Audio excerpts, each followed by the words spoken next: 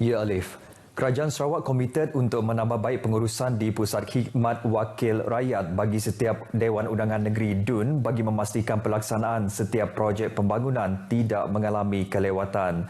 Ketua Menteri Datuk Patinggi Tan Sri Abang Johari Tonapeng berkata, ini untuk memastikan tata cara pengurusan lebih sistematik selaras dengan garis panduan yang telah ditetapkan di bawah projek khas bagi setiap ahli DUN.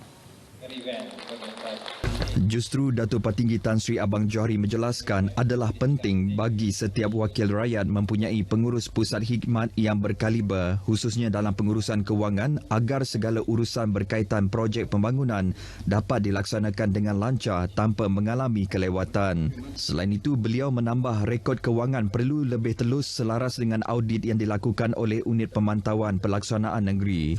Beliau berkata demikian pada Majlis Pelancaran Projek Khas di Kuching.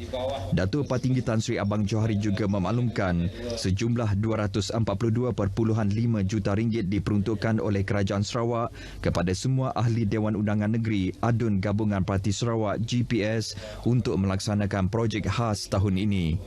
Pada majlis tersebut, Ketua Menteri turut mengumumkan mengenai pelantikan Adun Satok Datuk Ibrahim Baki sebagai Ketua WIP GPS.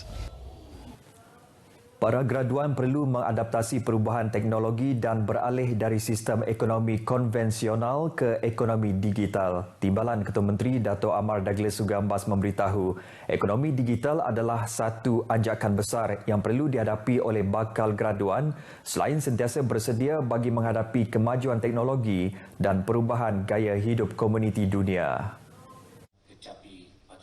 Dato' Amar Douglas Sugah berkata graduan tidak boleh lagi berada di takuk lama ketika masyarakat dunia sudah mula mengadaptasi perubahan teknologi yang menjadi keperluan masa hadapan.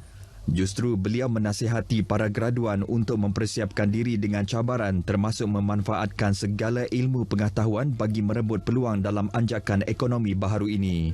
Dalam masa sama, beliau berharap Universiti Malaysia Sarawak UNIMAS yang sudah mencapai usia 3 dekad untuk terus memberikan impak kepada perkembangan dan kemajuan Sarawak dalam membangunkan modal insan yang beretika, berkemahiran dan bertanggungjawab. Beliau turut menaruh kepercayaan agar ahli-ahli akademik UNIMAS dapat mempergiatkan lagi aktiviti penyelidikan yang dapat memberi kesan kepada kesejahteraan hidup rakyat di negeri ini. Dato' Amar Douglas Sugah berkata demikian pada hari keempat Majlis Penganugerahan Convocation UNIMAS ke-25 di Kota Samarahan. Convocation UNIMAS bagi edisi kali ini yang berlangsung selama 4 hari bermula pada 14 Februari lalu menyaksikan seramai 3,587 orang graduan menerima ijazah masing-masing dalam pelbagai peringkat pengajian daripada ijazah Doktor Falsafah, ijazah sarjana dan ijazah sarjana muda. Baik, dalam perkembangan berkaitan, UNIMAS sedia jalin kerjasama strategik dengan pelbagai pihak dalam usaha merealisasi aspirasi Sarawak sebagai sebuah negeri berpendapatan tinggi menjelang tahun 2030. Naib Chancellor UNIMAS, Profesor Dato' Dr. Muhammad Kadim Suaidi berkata, kerjasama meliputi penyelidikan, konsultasi dan projek keterlibatan dalam masyarakat yang menyumbang kepada kejayaan dalam sektor ekonomi digital serta berinovasi ke arah pemulihan dan pertumbuhan ekonomi jangka panjang. Pada masa sama, Profesor Dato' Dr. Muhammad Kadim memberitahu UNIMAS telah meluluskan penubuhan Pusat Data Sains dan kini dalam proses penubuhan Institut Penyelidikan dan Inovasi Pelancongan. Selain itu, katanya pihak universiti telah melancarkan dana penyelidikan berimpak tinggi Naib Chancellor bagi menyokong kegiatan penyelidikan berimpak tinggi sejajar dengan strategi pembangunan pasca COVID-19 PCDS 2030. Ini termasuk mengenal pasti keperluan industri untuk tenaga kerja profesional dan berkemahiran tinggi melalui penawaran program berkualiti oleh 10 fakulti yang terdapat di UNIMAS berdasarkan kehendak pasaran kerja semasa. Profesor Dato' Dr. Muhammad Kadim berucap demikian pada sidang keempat Convocation UNIMAS ke-25 yang disempurnakan oleh Timbalan Ketua Menteri Dato' Amar Douglas Sugambas merangkap Pro-Chancellor UNIMAS di Kota Samarahan. Dalam ucapan sama, beliau turut mengumumkan UNIMAS bakal menawarkan 2 program baharu bermula Oktober tahun ini iaitu Sarjana Muda Sains dalam Agroteknologi dengan kepujian dan Sarjana Muda Pendidikan dalam Pendidikan Islam dengan kepujian. Seramai 1,062 graduan menerima sijil masing-masing pada hari keempat convocation yang merupakan sebahagian daripada 3,582 graduan dalam pelbagai program.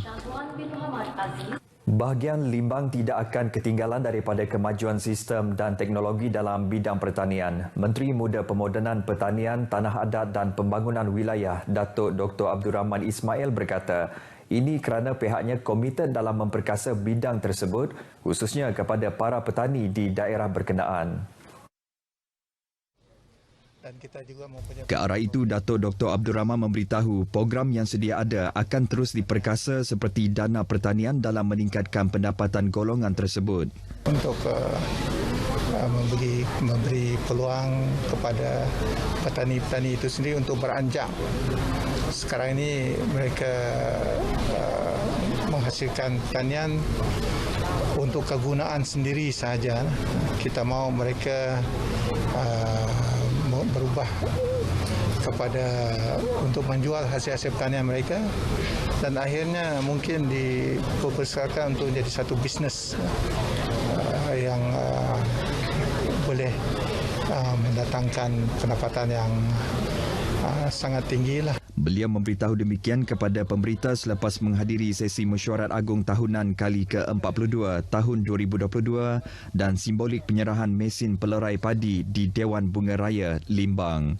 Penyerahan mesin itu melibatkan 11 buah kampung di Limbang dan 5 buah kampung di Lawas. Mesin pelerai padi bernilai RM13,275 seunit berkenaan disediakan oleh Jabatan Pertanian Bahagian Limbang. Baik saudara, sekian berita dari Sarawak. Kita kembali bersama Alif di Angkasa Puri. Silakan Alif.